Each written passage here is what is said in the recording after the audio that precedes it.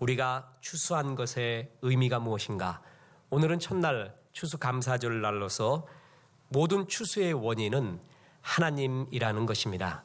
내가 지금껏 추수하며 살 수 있었던 것이 누구의 은혜라고요? 하나님. 이것을 잊지 말라는 것입니다. 추수감사절 날 대개 넓은 들에 익은 곡식 황금 물결 이루어 이 찬송을 많이 드리곤 합니다. 그런데 오늘도 어둠 밤 마음에 잠겨 역사의 어둠 짙었을 때 계명성 동쪽에 밝아 이 나라 여명이 왔다. 이 찬송을 우리는 불렀습니다. 왜 추수감사절 날 이 찬송을 부릅니까? 이 조국의 주인이 그리고 이제껏 인도하신 것이 주님이라는 고백입니다. 여러분 그걸 정말 믿습니까? 그렇습니다. 이 조국을 이토록 추수케 하시고 선교 한국되게 하시고 곳곳마다 예배당, 교회가 없는 곳이 없습니다. 많은 성도들을 만들어주시고 지금도 이끌고 계시는 그리고 경제 강국이 되게 하시고 또 도와주는 나라 되게 하시고 정치도 정말 많이 민주화됐습니다. 경제도 그렇습니다. 참 많은 발전을 정말 이루었습니다. 이 모든 것의 주인이 누구라고요? 하나님입니다. 저는 개인적으로 애국가를 굉장히 감동적으로 들은 적이 있습니다. 하나는 가스펠 싱어인 소향이라는 가수가 미국에서 무반주로 애국가를 부를 때 그럴 때 굉장히 감동이 있었는데 어제 촛불 집회를 할 때 언더그라운드 가수였던데 요즘 많이 나오는 분 전인권 가수라고 있습니다. 그분이 애국가를 또 불렀습니다. 대개 애국가는 경건하게 불러야 되거든요. 이렇게 좀 장엄하게. 그분은 원래 노래 스타일이 그랬듯이 절규하듯이 두견새가 울듯이 노래 부르는 걸 봤습니다. 그때도 참 감동이 있었습니다. 저게 지금 우리 국민들의 마음이 아닌가. 그런데 저는 그런 애국가보다도 정말 조국을 생각하며 가슴이 저릴 때는 바로 이 찬송을 부를 때입니다. 그죠? 582장. 옥토에 뿌리는 깊어 하늘로 줄기가지 솟을 때 가지 억만을 헤어 그 열매 만민이 산다. 고요한 아침의 나라 새하늘 새 땅아 길이 꺼지지 않는 인류의 횃불되어 타거라. 이걸 부를 때마다 더 가슴이 뛰는 것도 많이 느낍니다. 하나님이 이 조국을 사랑한다. 그리고 이제껏 인도하신 것이 하나님이다라는 것을 잊지 말고 더욱더 주님의 은혜에 우리의 희망을 걸고 그런 모습으로 살아야 될 것 같습니다. 건망증에 걸리면 안 됩니다. 건망증은 비슷한 말이 건방증이라고 합니다. 건망증 걸리면 교만에 빠져서 건방증이 됩니다. 치매와 건망증을 구별하는 방법이 있습니다. 자동차 키를 어디에 두었는지 모르면 건망증이고 이 키가 뭐에 쓰는지를 모르면 치매라고 합니다. 배우자의 생일을 까먹으면 건망증이지만 배우자를 보고도 누군지를 모르면 치매라고 합니다. 비상금을 둔 곳을 몰라 찾아 헤매면 건망증이고요. 그걸 찾아서 마누라한테 주면 치매라고 하는 겁니다. 그런데 심지어는요. 통장에 있는 돈을 찾아서 아들한테 주면 중증 치매라고 합니다. 20대 여인은 택시를 타자마자 전화를 걸거나 문자를 보내기에 바쁘고 60대 아줌마는 타서 내릴 때까지 휴대폰 찾느라고 바쁩니다. 근데 여러분 이 정도는 그래도 귀여운 증상입니다. 불치성 건망증과 치매가 있습니다. 자신의 죄를 곧 잊고 의인인 채 하는 건망증. 모든 사람이 죄를 지적하는데 하나님도 죄를 지적하는데 자기만 죄가 아니라고 우기는 치매. 여러분 이거는 불치성입니다. 근데 더 큰 치매가 있습니다. 이제껏 추수케 하신 것이 하나님의 은혜인데 내 능력, 내 힘으로 추수하고 내 힘으로 이 행복을 이뤘다고 우기는 것. 이거는 진짜 제일 무서운 치매가 됩니다. 올해 우리가 예배 때 제일 많이 선포되고 성도들 귀에 못이 박히도록 들려줬던 말이 있습니다. 그것은 축복은 지나가지 말고 뭐 하라고요? 머물러야 된다라는 것입니다. 축복은 지나가면 안 됩니다. 머물러야 됩니다. 하나님의 속성은 우리에게 복을 주고 싶어 합니다. 그래서 복을 주셨어요. 그게 머물고 성장해야 되는데 축복이 지나가는 경우가 있습니다. 잊어버릴 때입니다. 하나님의 은혜를 잊어버릴 때예요. 하나님의 은혜가 아니라 내 힘으로 했다라고 주장할 때 그때는 축복이 그냥 지나가 버립니다. 촛대가 옮겨가 버립니다. 신명기는 바로 그거에 대한 말씀입니다. 여러분, 신명기는요, 광야의 1세대를 다 죽게 합니다. 도저히 안 되겠나 봐요, 하나님이. 그래서 신명기를 통해서 하나님은 제2세대, 광야에서 태어난 2세대와 1세대 사람 중에서는 여호수아와 갈렙만 가나안에 들어가게 합니다. 그 신세대에게 창출, 내, 민, 이 네 가지를 요약해서 제일 중요한 말씀을 모아서 다시금 하나님 말씀을 전해준 게 신명기입니다. 오늘은 신명기를 굉장히 많이 이야기할 겁니다. 이 신명기의 주제가 뭔지 아세요? 기억하라입니다. 기억하라. 하나님의 은혜였다. 그걸 잊지 마라. 기억하라, 기억하라. 오늘 그 말씀을 나누면서 우리가 추수한 것의 의미를 보려고 합니다. 하나님의 은혜였습니다. 오늘 본문은 첫째로 하나님은 결국에 축복을 주시려는 하나님이라는 것을 기억하라는 것입니다. 하나님은 결국 우리에게 뭘 주고 싶어요? 복을 주고 싶어 합니다. 하나님의 이미지는 성경 곳곳에 편제되어 있습니다. 여러 곳에 있어요. 근데 처음 나타나는 하나님의 속성, 하나님의 이미지가 있습니다. 태초에 하나님이 천지를 창조하시니라. 창조주 하나님이죠. 그게 하나님이 우리에게 처음 다가온 하나님의 이미지 속성이에요. 그리고 두 번째 이미지가 뭔지 아세요? 그 만물을 창조하고 난 다음에 그들에게 뭘 주어 가라사대? 복을 주어 가라사대. 두 번째 하나님의 이미지는 축복을 하시는, 복을 주시는 하나님입니다. 하나님은 결국에 우리에게 축복을 주시려는 것이다. 이거를 너희는 기억하고 있으라는 거예요. 보세요. 오늘도 14절에서 16절에 보면 내 마음이 교만하여 내 하나님 여호와를 잊어버릴까 염려하노라.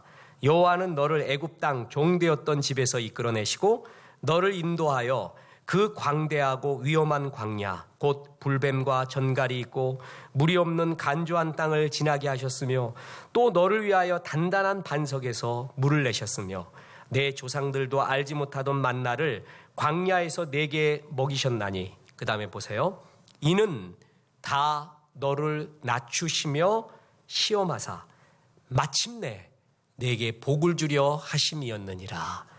마침내는 뭐라고요? 복을 주기 위한 과정이었대요. 그때는 고난 같았어요. 힘든 광야 같았지만 주님이 그렇게 인도했던 이유는 마침내 진짜 축복을 주기 위해서라는 것입니다. 자, 여러분, 돼지는요, 엑스레이 찍어보면은 이 뼈 구조가, 목 구조가 이렇게 돼 있대요. 어떤 건 이렇게, 어떤 건 이렇게 돼 있대요. 그래서 뼈 구조상 하늘을 못 본대요. 돼지가 위를 보는 듯한 모습은요, 코를 드는 거래요. 이거 드는 게 아니라 코와 주둥이를 드는 거래요. 그런데 우리 인생도 돼지 같은 인생이 있어요. 땅만 보면서 콩깍지만 보는 인생. 그 인생을 뭐라 그러냐면 평생 무엇을 잘 입을까, 무엇을 잘 먹을까, 그것만 걱정하는 인생을 돼지 인생이라고 합니다. 그렇게 살지 말라고 하잖아요. 근데 우리는 이상하게 그렇게 살아요. 여러분, 나이 들면 죽을 준비해야 되거든요. 근데 나이 들어서도 살 준비를 해요. 잘 살 준비. 잘 죽을 준비를 해야 되는데 잘 살 준비하는 게 우리 어리석어요. 끝내 땅에 꼭깍지만 바라보는 거거든요. 그런데 이 돼지가 하늘을 볼 때가 있다고 합니다. 어느 때냐면 길 가다가 발라당 넘어질 때예요. 돌뿌리에 걸려 넘어지면 발라당 누우면서 그때 땅만 있는 줄 알았더니 하늘이 보여요. 푸른 하늘이 있고 그곳에 떠 있는 구름도 있고 그곳을 날고 있는 새들도 보게 됩니다. 그제서야 새로운 세상, 더 넓은 세상이 있는 것을 보게 돼요. 그때 하늘을 보는 거예요. 그 돼지가 넘어지는 걸 뭐라 그래요? 돼지가 우물에 빠진 날이 아니라 돼지가 넘어진 거를 광야라고 합니다. 우리도 돼지같이 살다가요, 광야를 맞아요. 그러면 뒤집어지는 거예요. 완전히 뒤집어지면서 이제껏 살았던 가치관이 아닌 하늘을 그때 보게 됩니다. 사람마다 광야가 다릅니다. 어떤 사람은 병이 들어요. 어떤 사람은 이혼을 합니다. 어떤 사람은 제로 아니 마이너스까지 심한 경제적 파탄을 일으키게 됩니다. 어떤 사람은 관계가 다 깨져요. 전부 다 나를 싫어해요. 나를 거부받은 거절된 인생이 돼요. 이게 얼마나 비참합니까? 그게 광야입니다. 생각지도 못한 광야를 맞이게 될 때 하나님은 왜 내가 이런 광야를 맞습니까?가 아니라 주님은 그걸 통과해야 된다라는 것입니다. 그리고 마침내 뭐라고요? 복을 주려 하심이라. 마침내 대출을 잊게 하기 위해서 너에게 이 과정을 허락했지, 어떤 부모님이 자식놈한테 고생시키려고 이런 훈련을 시키겠습니까? 마침내 열매, 최고의 열매를 주려 하심이라. 그래서 시편 119편 71절에 보면 고난당한 것이 내게 유익이라. 이로 말미암아 내가 주의 율례를 배우게 되었나이다. 그전엔 전부 자기가 옳은 것 같아요. 돼지 인생을 살면서 밑에 콩깍지가 다인 줄 알아요. 주님은 하늘을 한번 보라는 거예요. 그래서 한번 뒤집는 거예요. 넘어지게 하는 거예요. 광야에서 영혼을 보는 거예요. 아, 내가 왜 이 의미 없는 것을 추구하며 살았는가? 필요 없는 것에 고민하고 살았는가? 그때 깨닫고 진짜를 네가 깨달아가라는 것입니다. 저는 군대 가서 참 좋은 경험을 합니다. 다시 가라면 제 체력 때문에 괴로울 것 같아요. 근데 꼭 가봐야 돼요. 정말 많은 경험을 하고 배우는 것이 많습니다. 아무도 안 믿겠지만 저는 디스코 클럽이나 이런 데를 가보지를 못했습니다. 가볼 틈도 없고 시간도 없었어요. 대학 다닐 때도 그랬습니다. 너무 바빠서 그곳을 뭐 꼭 신앙 때문이 아니라 가볼 틈도 없어요. 술집도 몇 번 가봤는데 MT 갔을 때 이렇게 과에서 가보다가 뒤치다거리 하는 게 환장할 것 같아갖고, 야, 여기도 내 자리가 아니다. 이게 구슬치기, 이른바 당구장도 가봤는데 그건 뭐 아무 재미가 없어요. 탁구를 치지 차라리. 이게 지금 뭐 하고 있는 건가 내가 지금. 이건 나사 돌리는 것도 아니고. 이러면서 별 경험을 못했습니다. 대학 다닐 때 오직 기독학생회에서 인생을 다 바쳤습니다. 공부하고 아르바이트하고 기독학생회. 대학 군대를 가봤어요. 세상이 뭐라는 걸 그때 배웠습니다. 처음 가가지고 너 노래 일발 장전 그러더라고요. 그래갖고 불렀죠. 한번 히트 치려고 팝송을 불렀더니 감동이 없어요. 샹송을 불렀더니 더 감동이 없어요. 에이, 깐소네를 부르자. 깐소네까지 했는데도 아무런 감동이 없어요. 그래서 엎드려 뻗쳐를 하래요. 그래갖고 엎드려 뻗쳐 하고 있었는데 같이 갔던 동기가 노래를 부르는데 트로트를 부르는 거예요. 너무 잘 불러. 내가 엎드려 뻗쳐 하면서도 웃겨요. 그리고 그거를 너무 신비롭게 가사를 바꿔 불러요. 너무 음란해요, 그게. 차마 말을 못 하겠어요. 마징가 제트부터 해갖고 나의 살던 고향, 그리고 트로트를 다 부르는데 어떻게 저런 가사를 저기다 붙일 수 있겠는가. 근데 막 다들 좋아하고 난리 나요. 내가 엎드려 뻗쳐 하고 있으면서도 웃겨가지고, 그리고 또 혼났어요. 너는 지금 군기가 빠질 군기가 없대. 초등병이 와가지고 쫄병이 와가지고 노래 못 부르는 것도 그런데 얼차례 받으면서도 웃고 있다 이거죠. 그러니까 빠질 군기가 너는 아예 없는 애래. 그래서 되게 혼났어요. 그만큼 웃겼어요. 제 사고가 완전히 뒤집혔어요. 내가 굉장히 귀족주의에 빠져 있구나. 내가 굉장히 바리새적인 것이 있었구나. 그래서 그들을 좋아하고 사랑하면서 내가 세상 가운데 빛과 소금의 역할은 어떻게 해야 되는가. 그때 정말 많이 배웠습니다. 그때 정말 여기서 내가 빛과 소금의 역할을 못하면 나는 그들만의 리그, 그냥 크리스찬 레크레이션 틀 안에 있는 거지 세상 안에서 역할을 못하면 아무것도 아니다. 그때 깨달았어요. 뒤집어지는 거죠. 그때 참 많은 언어를 배우고 아, 이렇구나라는 것을 그때 알게 되었습니다. 하나님은요, 광야길을 걷게 하면서요, 길을 막아요. 근데 우리는 되게 막힌 길만 보거든요. 그게 사단이 주는 거예요. 막힌 길 갖고 계속 불평해요. 근데 아니에요. 하나님이 막을 때는 이유가 있어요. 신앙인은 뭘 봐야 되냐면 막힌 길이 아니라 주님이 열어주는 길을 봐야 돼요. 주님이 열어주는 길은요, 길이 막히지 않으면 안 보여요. 전부 다 길인 것 같아요. 그래서 우리 죄성이 있어서 전부 그 길로 가려고 그래요. 엉뚱한 거에 시간 다 쏟아요. 그때 주님이 다 막아버려요. 그러면은 하나님이 왜 막나? 이 막힌 길에 불평하는 게 아니라 막을 때는 이유가 있다. 막을 때는 열어주는 길을 보이기 위해서 막아주는 거예요. 그거를 보는 게 광야길이에요. 광야는 구름기둥, 불기둥으로 인도하거든요. 애굽의 수많은 길, 풍요로운 다른 길들이 있는데 다 막아버려요. 오직 그 길만 보이게 만들어요. 그럼 할 수 없이 그 길로 가는 거예요. 근데 알고 보니까 그 길이 가나안으로 가는 길이었어요. 성도에게 고난을 주고 광야길을 주는 거는요, 길을 막는 거는 뜻이 있단 말이에요. 뜻이. 막힌 길을 보지 말고 주님이 열어준 길을 봐야 돼요. 이때부터 아, 광야를 통해서 하나님께 인도받는 법이 뭔가를 그때 깨달아요. 풍요로울 때는요, 내가 쓸 카드가 너무 많아요. 돈도 있죠, 네트워크도 있죠.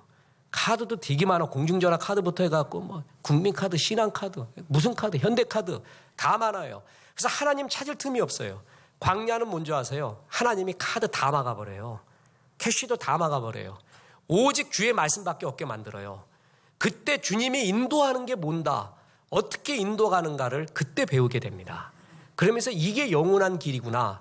하나님은 그걸 가르쳐주면서 이게 진짜 실력이고 이게 진짜 너의 추수다라고 주님께서 얘기해주고 있다는 것입니다. 그렇습니다. 낮게 훈련시키는 이유, 마침내 뭐라고요? 복을 주려 하심이라 라는 것입니다. 저는 사진을 찍을 때 젊었을 때 어떤 분이요, 백자를 찍는 사람을 봤어요. 젊은 사람인데 사진 찍을 때 막 뛰어다니는 거, 막 이런 액티브한 걸 찍어야지 왜 그걸 찍습니까? 세워놓고 스튜디오에서. 그리고 여러분 생각해 보세요. 백자를 흑백으로 찍어봐요. 어떻게 되나? 이거 무슨 감동이 있겠어요? 백자를 흑백으로 찍어. 또 감동이 없겠다 이랬어요. 그래서 이제 우스갯소리를 했는데 이분이 한 말이 잊혀지지가 않아요. 백자는 찍겠대요. 이 백자를 흑백으로 찍을 때 그 미묘한 흰색의 맛이 있대.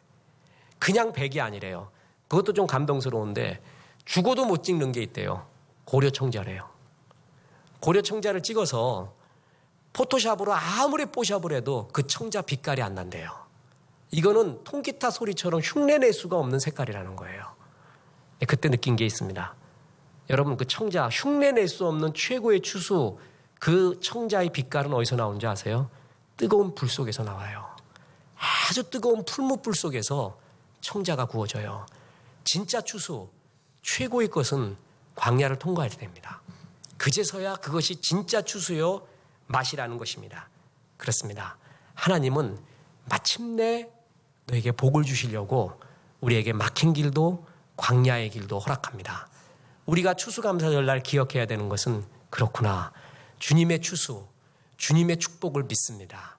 마침내 복을 주시려는 선한 길로 인도하시려는 주님을 믿습니다 하는 기억, 믿음이 제일 먼저 중요하다는 것입니다. 그리고 마지막 교훈이 있습니다. 지나온 모든 과정이 하나님의 은혜였음을 반드시 기억해야 된다는 것입니다. 자, 따라해 봅시다. 지나온 모든 길이 하나님의 은혜였습니다. 이게 쉬운 고백이지만 참 이걸 잊어버려요. 이걸 잊어버려서 광야에서 다 죽어버린 겁니다. 자, 유대인들은요, 성인식을 12살 때 치릅니다. 요즘 많이 또 달라졌다고 합니다. 우리나라 성인식 뭐 하냐고 했더니 어디 술집 가갖고 한 잔 코가 비뚤어지게 먹는 거, 동양화 서양화 배우는 거, 이런 걸 성인식의 문화로 한다면 정말 잘못돼요. 이건 기독교 문화로 바꿔가야 돼요. 이건 아닙니다. 그죠? 아프리카에서는 불 가운데로 뛰어간대요. 정글 속에 갖다 놓고 하루를 버티게 한대요. 또 목인가 벌에 쐐게 한대요. 그걸 참는데요. 이게 성인식이래요. 뭐가 이게 정말 옳은가 싶습니다. 유대인의 성인식이 뭔지 아십니까? 오경을 외우는 겁니다. 창출, 래, 민, 신, 이걸 다 외우는 게 성인식입니다. 저는 굉장히 옳다고 봅니다. 이제 우리 교회도 모든 교육부서가 풀타임 사역자로 교육을 맡아가게 될 겁니다. 이제 커리큘럼을 짜서 유치부, 주일학교, 중고등학생의 청년회에 걸쳐가면 외워야 될 성경 암송 구절을 커리를 만드는 게 굉장히 중요하다고 봅니다. 왜 이것이 중요하냐? 그들은 이걸 다 외우게 하는데 머리 나쁜 애는 창출, 내민, 신 중에 뭐 배운다고 생각하세요? 개 중에도 머리 나쁜 애가 있고 좋은 애가 있거든요. 그렇게 외우게 해도 안 된대요. 그러면 신명기는 외운대요. 왜냐하면 창세기부터 외우게 하지 않고 신명기부터 외우게 한대요. 신명기는 창출, 내, 민을 종합해 놓은 겁니다. 그래서 이 세대, 가나안으로 들어가는 세대에게 이것만큼은 기억해라 하고 하나님의 말씀을 다시 정리해서 최고의 핵심을 가르쳐 놓은 게 신명기예요. 그래서 신명기부터 시작하는 거예요. 신명기부터 외웁니다. 그런 외우는 것이 뭐 중요하냐? 중요하죠. 지금 28%가 노벨상이에요. 전 세계 정치, 경제, 사회, 문화를 이끌고 있는 게 유대인이에요. 그 외우는 하나님 말씀을 단순하게 암기하는 그 교육이 잘못된 교육이었으면 그들이 세계를 그렇게 지배하지 못합니다. 이 단순 암기, 그래서 성인 되기 전까지는요, 창출, 내민, 신에 대한 해설서도 안 가르쳐 준대요. 그냥 외우기만 하래요. 스토리텔링 기법이라고 하는데, 외우다 보면은요, 뭐가 생기냐면 인생 살다 보면 꼭 아브라함과 같은 경우를 겪는데요. 요셉과 같은 경우를 겪고 야곱과 같은 경우를 겪는데요. 근데 그 말씀을 암송하고 있으면 어느덧 요셉이 어떻게 극복했다, 아브라함이 어떻게 극복했다라는 것이 저절로 나온대요. 해석을 안 가르쳐줘요. 외우다 보면, 많이 듣다 보면 그것이 나와서 그 길로 헤쳐나간대요. 그게 유대인의 무서운 교육법이에요. 자, 뭐부터 외운다고요? 신명기예요. 그 신명기에서 제일 많이 나오는 구절이 기억하라예요. 기억하라. 기억하라. 보세요. 신명기 7장 19절에 내 하나님 여호와께서 너를 인도하여 내실 때에 내가 목도한 큰 시험과 이적과 기사와 강한 손과 편파를 뭐하라? 기억하라. 24장 18절에 너는 애굽에서 종이 되었던 일과 내 하나님 여호와께서 너를 거기서 속량하신 것을 뭐라고요? 기억하라. 신명기는 제일 중요해요. 하나님 말씀의 엑기스예요. 그 신명기에서 제일 많이 나오는 단어가 기억하라예요. 보세요. 우리가 조직신학 배우고 있지 않습니까? 천사람 배울 때 성경 유다서 1장 9절에 유일하게 한 번 나오는 구절이 있어요. 천사장 미카엘이 모세의 시체를 누가 갖고 가느냐 갖고 마귀하고 싸우는 장면이 나옵니다. 그걸 막 너무 해석하지 마세요. 거기 하나밖에 안 나오니까 잘 모르겠는 구절이에요. 전 이걸 보고 이 생각을 했습니다. 모세의 시체가 너무 중요하거든요. 마귀가 가져가려고 해요. 천사장이 가져가려고 해요. 인생에서 굉장히 중요한 게 뭔지 아세요? 기억이에요. 어떤 기억을 하느냐가 중요하거든요. 마귀는 이 기억을 가져가요. 그래서 나쁜 기억, 안 된 기억, 실패한 기억, 배신당한 기억, 좌절의 기억을 자꾸 떠올리게 해요. 자꾸 그걸 떠오르게 해요. 그래서 그런 기억이 떠오르잖아요. 그럼 현재가 망쳐집니다. 미래의 기대도 없어요. 현재는 과거에 대한 기억 덩어리예요. 거기서 현재가 나오는 거예요. 그런데 자꾸 나쁜 기억을 심어줘요. 그래서 좌절하게끔 만들어요. 근데 하나님은 천사장이 그 기억을 가져가려고 해요. 어떻게 하냐면 하나님이 이제껏 인도했던 아름다운 기억이 있어요. 은혜의 기억. 그걸 널 망치려는 게 아니라 이런 광야의 막힌 길과 어려운 길도 마침내 복을 주려고 하신 것이야. 정말 눈을 감고 하나님을 생각해봐. 얼마나 많은 은혜와 축복이 너에게 임하고 있는가를, 그 기억을 자꾸 심어주려고 해요. 기억의 싸움이에요. 마귀는 나쁜 기억으로 이끌어가려고 해요. 그래서 불면을 줘요. 뭐 좌절을 줘요. 근데 하나님은 은혜를 기억하게끔 합니다. 그래서 자꾸 하나님의 희망을 주려고 하고 추수를 주려고 하는 것이에요. 그렇습니다. 그 유명한 에리카의 역사란 무엇인가? 역사는 과거와 현재와의 대화라고 했어요. 유명한 말입니다. 역사학에서 과거를 배우는 이유가 뭔지 아세요? 현재를 위해서예요. 현재는 과거를 어떻게 해석하느냐, 과거에 어떤 프라이드가 있느냐, 과거의 의미를 어떻게 현재에 복귀하느냐의 문제라는 거예요. 과거가 나쁜 기억 속에 있잖아요. 안 좋은 곳 속에 있잖아요. 그럼 현재도 그럴 것이다예요. 그리고 미래는 더 그럴 것이다예요. 그래서 마귀는 자꾸 기억을 나쁜 쪽으로 갖고 가려고 해요. 그러니까 하나님은 신명기에서 뭐라고요? 자꾸 기억하래요. 뭘 기억하라는 거예요? 하나님의 은혜를. think, 기억하라. think에서 생각하다에서 thank, 감사가 나옵니다. 하나님이 기억하라는 것은 생각하라는 얘기고요. 그거는 감사하라는 얘기와 동일합니다. 통찰력이 있는 사람의 특징이 뭔지 아세요? 생각을 잘해요. 성경적으로 말하면 기억을 잘해요. 하나님의 은혜에 대한 기억이 많은 사람, 그 사람이 현재에 대한 통찰력이 강한 거예요. 그런데 마귀는 나쁜 기억만 심어줘요. 그리고 또 뭔지 아세요? 교만을 심어줘요. 교만이 뭐냐 하면은 하나님의 공을 내가 탐하는 거예요. 세상에 제일 미운 사람도 기차 떠나고 있는데 밥 다 만들어 놨는데 자기가 숟가락 하나만 얹어놓고 그 공에 타려고 하는 사람이 정말 밉잖아요. 그죠? 비행기는 어느 때가 제일 힘든 줄 아세요? 뜰 때가 제일 힘들어요. 뜰 때. 여러분, 뜰 때 정말 힘을 실어줘야 돼요. 정말 축복해주고 막 밀어줘야 돼요. 이 뜰 때 그냥 막 발목 잡고 난 다음에 다 뜨고 나니까 비행기 뜬 게 자기 공인 양 막 나세우는 사람이 나타나 봐요. 환장하는 거예요. 기차 다닐 때도 마찬가지예요. 밥 만들 때도 마찬가지란 말이에요. 여러분, 마귀는요, 만들고 난 다음에 그 공이 전부 자기 거라고 하나님의 공을 뺏어버려서 내 공, 내 능력 때문이라는 생각을 자꾸 심어줘요. 그게 교만이에요. 사람의 것을 탐하는 것도 싫은데 하나님의 것을 탐하는 탐천지공이라는 말이 있습니다. 이게 바로 교만입니다. 교만한 사람의 특징이 뭔지 아십니까? 자기 공로주의, 업적주의에 빠져요. 내가 한 건데, 내가 이룬 건데.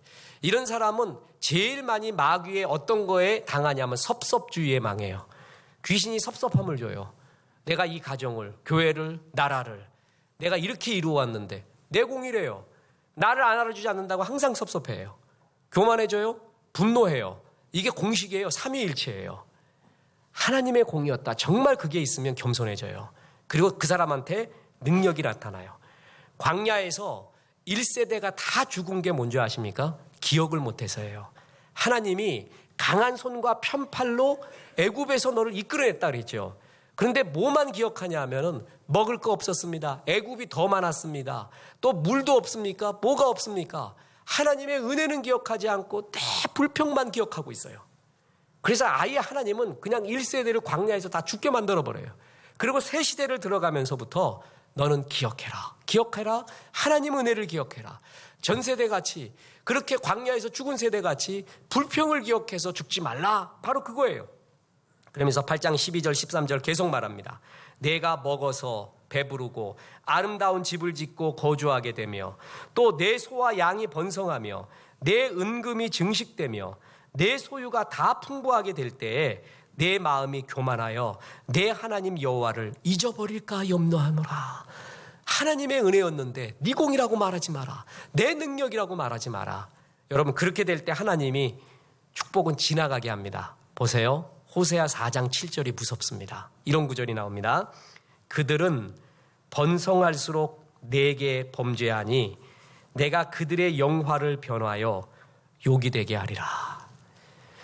축복이 지나가면 안 되고 머물고 풍성해져야 되는데 축복이 오히려 뭐가 되게 한다고요? 욕이 되게 만든대요. 여러분 이게 얼마나 저주입니까? 하나님의 은혜를 기억하지 않고 내 능력으로 했다. 내 힘으로 했다. 하나님은 이런 사람을 제일 싫어합니다. 그래서 하나님께서는 신명기 오늘 본문 8장 18절에 그러죠. 내 하나님 여호와를 기억하라. 그가 내게 재물 얻을 능력을 주셨습니다. 이같이 하심은 내 조상들에게 맹세하신 언약을 오늘과 같이 이루려 하심이니라. 내 하나님 여호와를 기록하라. 그가 내게 재물 얻을 뭐라고요? 능력을 주셨다. 누가 주셨다고요? 하나님이. 저는 오늘 이 구절을 이번에 연구하면서요. 큰 걸 하나 깨달았습니다. 제가 제일 난해 구절이 이거였거든요. 근데 이번에 보니까 재물 얻을 축복을 주셨다가 아니라 능력을 주셨다 그러더라고요. 여기에 이상하게 필이 꽂혔습니다. 그래서 많은 주석을 보고 원문 분원을 하고 많은 자료를 뒤져봤어요. 제 제일 의문점이 뭔지 아세요? 많은 성도들이 잘 됐으면 좋겠어요. 다 성공했으면 좋겠어요. 근데 어떤 사람은 성공하고 어떤 사람은 아닌 듯한 사람도 있어요. 이게 정말 괴로웠거든요. 나는 이 구절 보고 하나 느낀 게 있습니다. 보세요. 그가 내게 재물 얻을 뭘 줬다고요? 축복을 주셨느니라 그러면 이거는 보편적입니다. 객관적 보편적입니다.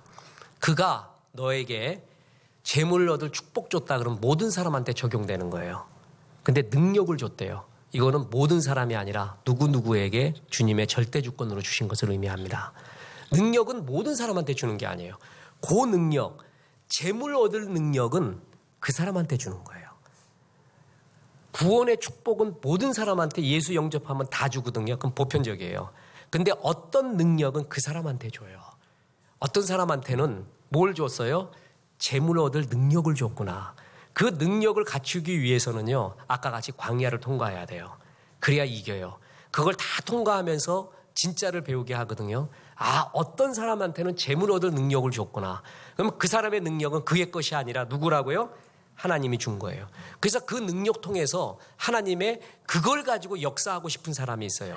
저 사람은 재물 얻을 능력을 줘서 그걸 가지고 역사하고 싶은 게 있고 이 사람은 그게 아니라 다른 능력을 줘요. 그 사람한테는. 다른 능력을 줘서 그걸 가지고 역사하고 싶은 게 있어요. 어떤 사람은 이 능력을 줘요. 그걸 가지고 주님이 역사하고 싶은 능력이 있습니다. 하나님 원하시면 제게 재물 얻을 능력을 주십시오. 기도하십시오. 그러면 그 사람은 이렇게 해야 돼요. 하나님이 꼭 물어봐요. 너 그거 갖고 뭐 하려고 그러냐? 이걸 반드시 물어봐요. 주님은 기복이 아닌 목적이 있어야 돼요. 좋은 성경 안에서의 목적이 있느냐? 그 목적 위에서 내가 재물 얻을 능력이 있어야 됩니다. 그거는 기복신앙이 아닙니다.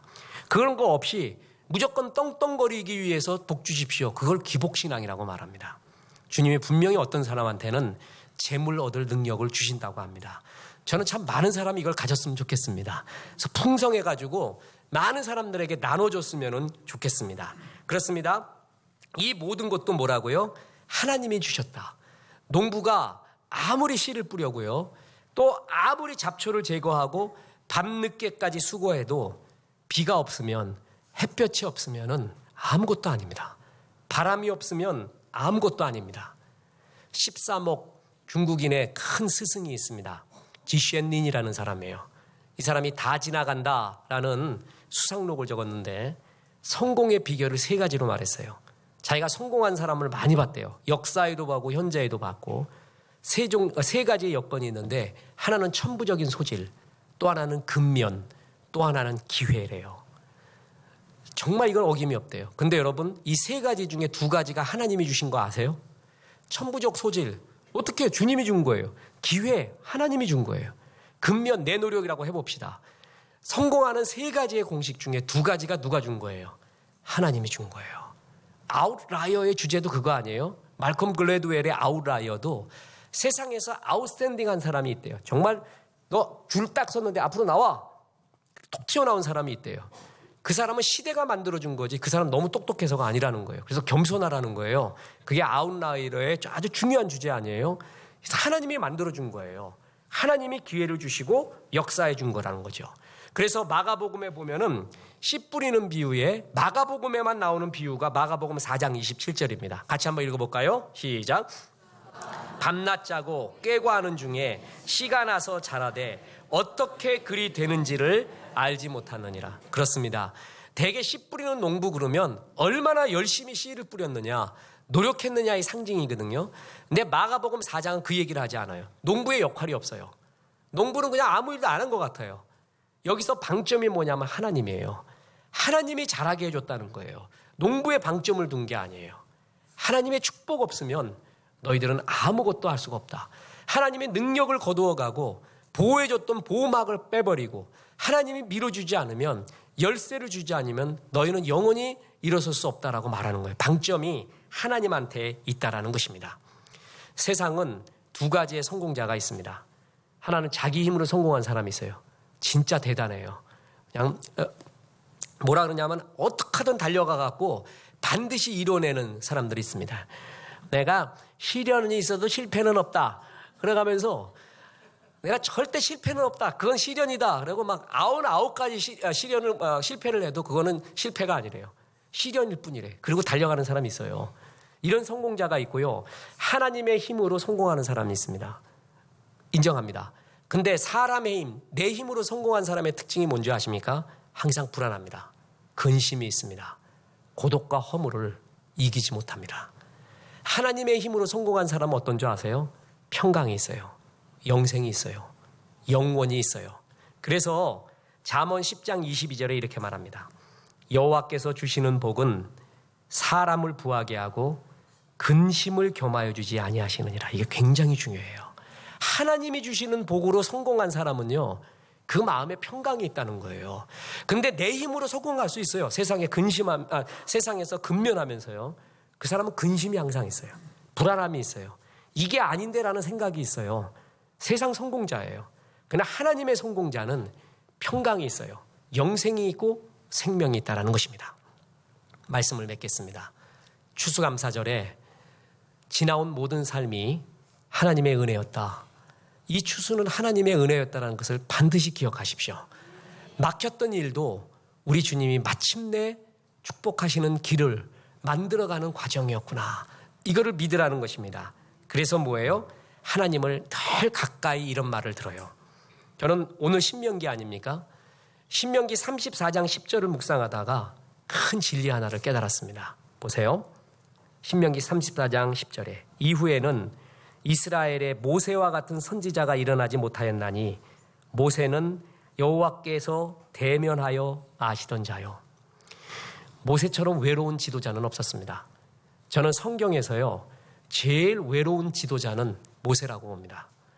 나머지는 다 좋은 동력자도 있고 달려갔는데 모세는 거의 혼자였어요. 아론 하나 뒀더니 이게 결정적인 순간에 배신 때리네. 십계명 받으러 갔더니 밑에 금송아지 섬기는데 대빵이 돼가지고 다 선동하고 있어요. 미리암이라는 사람도 쓸데없는 소리로 모세를 가슴 아프게 만듭니다. 모세는 참 혼자였습니다. 오죽했으면은요 십계명 돌판을 깨버리겠어요. 이 모세가 그 힘든 이스라엘의 60만 대군을 광야로 이끌고 나와서 가나안으로 끌고 가서 있었던 힘이 뭐예요? 하나님과 대면하는 힘, 하나님과 가까이 한 힘이었어요. 참 이거 중요합니다. 세상은 광야거든요. 이길 힘이 없어요. 진짜 힘은 하나님과의 거리예요. 그가 얼마나 하나님과 거리가 가까운가. 거기에서 힘이 나와요. 하나님과 거리가 가깝잖아요. 주님이 주신 은혜의 기억을 자꾸 해요. 하나님과 거리가 멀어지잖아요. 자꾸 불평의 기억이 나와요. 교만이 나와요. 자꾸 분노가 나와요. 그래서 하나님께 대적하려고 해요. 신명기는 철저하게 기억하라요. 기억하라, 기억하라. 하나님을 가까이에서 말씀을 이마에 붙이고 어디에 붙이고, 그리고 왕들아 너는 돌판에 새기고 읽고 읽어서 하나님을 가까이 하라. 그러면 하나님에 대한 은혜의 기억이 너에게 계속 나게 될 것이다. 그렇게 될 때 너희 현재는 아름답고 미래도 아름답다라는 것입니다. 그렇습니다. 하나님을, 은혜를 기억하십시오. 이거를 위해서는 계속 말씀을 가까이 하십시오. 계속 대면하십시오. 말씀을 마음에 새기십시오. 그럴 때일수록 하나님의 은혜의 기억이 충만해집니다. 그 기억이 충만해질수록 현실이 아름답습니다. 미래에 대한 기대가 일어나게 됩니다. 이런 주의 종이 돼서 많은 추수하십시오. 그래서 많은 사람한테 나누어 주십시오. 이런 아름다운 주의 종 되기를 주 예수의 이름으로 축원합니다.